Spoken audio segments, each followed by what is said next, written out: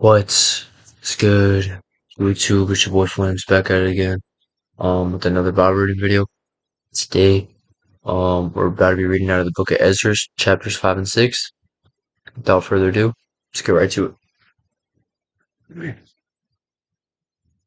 Now the prophets, Haggai and Zechariah the son of Iddo, prophesied to the Jews who were in Judah and Jerusalem, in the name of the God of Israel, who was over them. Then Zerubbabel the son of Shealtiel and Joshua the son of Zozadak arose and began to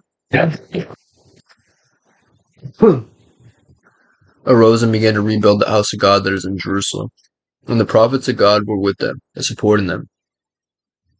At the same time, Tatnai, the governor of the province beyond the river, and Shethbazzanai and their associates came to them and spoke to them thus: Who gave you a decree to build this house and to finish the structure? They also asked him this: What are the names of the men who are building this building? But the eye of their God was on the elders of the Jews, and they did not stop them until the report should reach Darius, and then an answer be returned by a letter concerning it. Tatnai's letter to King Darius. This is a copy of the letter that Tatnai, the governor of the province beyond the river, and Shethar-Bozenai and his associates, the governors who were in the province beyond the river, sent to Darius the king. They sent him a report in which what was written as follows: To Darius the king, all peace. Be it known to the king that we went to the province of Judah, to the house of the great God. It is being built with huge stones, and timber is laid in the walls.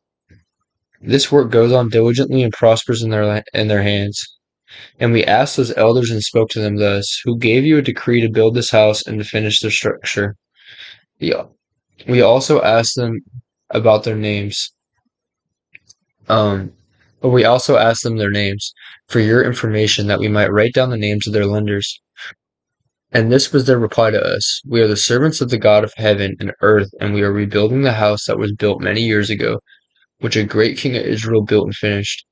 But our fathers had angered the God of heaven. He gave them into the hand of Nebuchadnezzar, the king of Babylon, the Chaldean, who destroyed this house and carried away the people to Babylon. However, the first year of Cyrus, king of Babylon, Cyrus the king made a decree that this house of God should be rebuilt, and the gold and silver vessels of the house of God, which Nebuchadnezzar had taken out of the temple that was in Jerusalem, and brought into the temple of Babylon. These Cyrus the king took out of the temple of Babylon, and they were delivered to one whose name was Sheshhazzar, whom he had made governor. And he said to him, Take these vessels, go and put them in the temple that is in Jerusalem. And from that time until now, it has been building, and is not yet finished. Therefore, if it seems good to the king, let search be made in royal archives there in Babylon, to see whether a decree was issued by Cyrus the king for the rebuilding of this house of God in Jerusalem, and let the king send his pleasure in this matter. Okay, that is it for chapter 5. Bear with me. I'm really congested and sick. But yeah, chapter 6. Then Darius the king made a decree, and search was made in Babylon and the house of the archives where the documents were stored, and in Ecbatans, the citadel that is in the province of Media.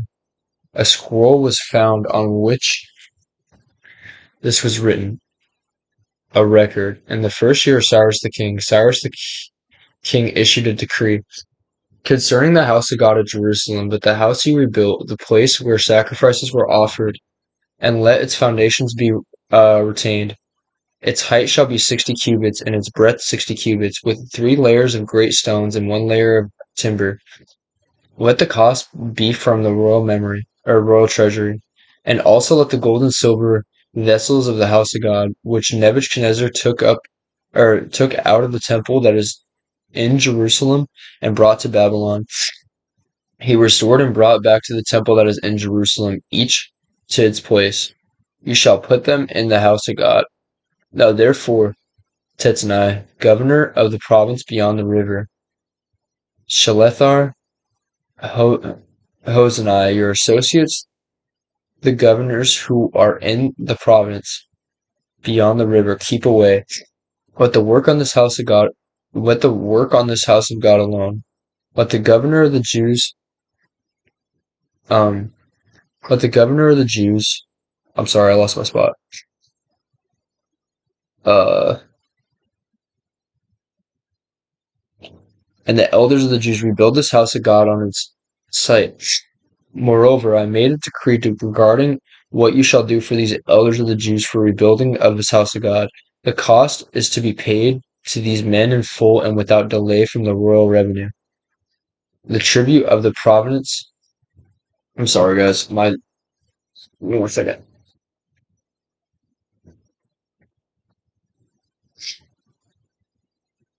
Oh, jeez. Okay. Um.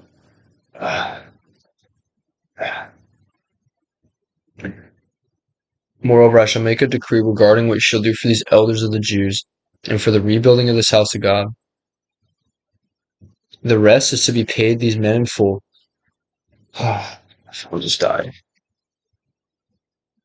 The rest should be paid for these men in full, um, and without delay from the royal revenue, the tribute of the province from beyond the river, and whatever is needed, bulls, rams, or sheep, for burnt offerings to the God of heaven, wheat, salt, wine, wheat, salt, wine, or oil, as the priests at Jerusalem require.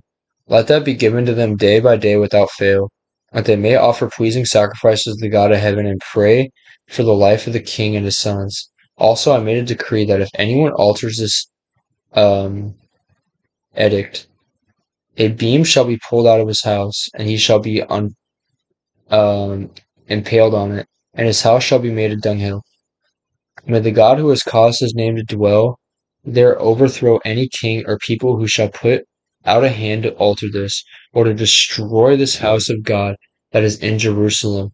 I, Darius, make a decree. Let it be done with all diligence. The temple finished and dedicated. Then, according to the word sent by Darius the king, Tatnai, the governor of the province beyond the river, Shethar, Thonzani, and their associates did with all the diligence what Darius the king had ordered.